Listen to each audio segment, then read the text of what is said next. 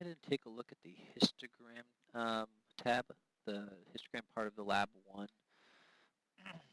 Um, so first off, let's go ahead and make, some of you guys saw me make this, an extra column for the lower class limit.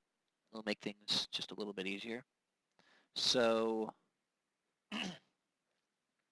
I've already determined the max and min. I think everyone figured that out.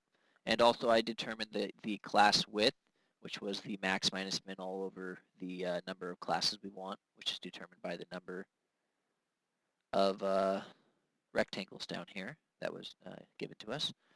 And so at this point, we can see that the class width that was calculated is 3.18 repeating. So, and we also talked about what would happen if we round down. So if we were to round down to 3 for a class width, we would run into an issue. So let's go ahead and see what happens there. Some people saw this already, but let's go ahead and see what happens.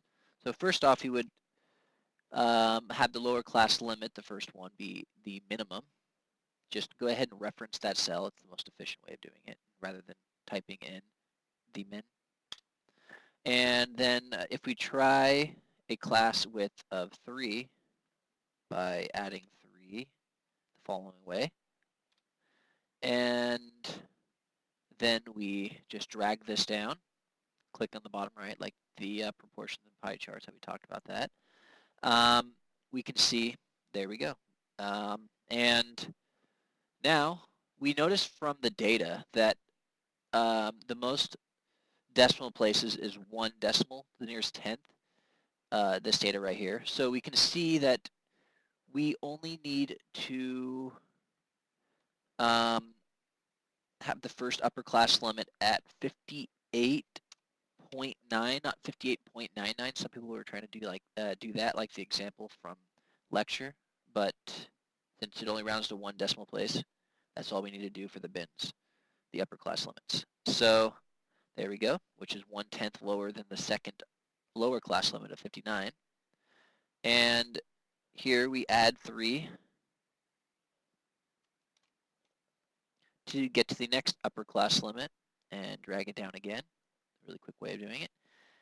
And we see that there's an issue that comes up. If you round down, the maximum and possibly other values may not fit, it will most definitely not fit in any of the classes, the 11 classes, which is an issue. We want all of our data to fit in all of our classes. So you do not want to round that calculated class width.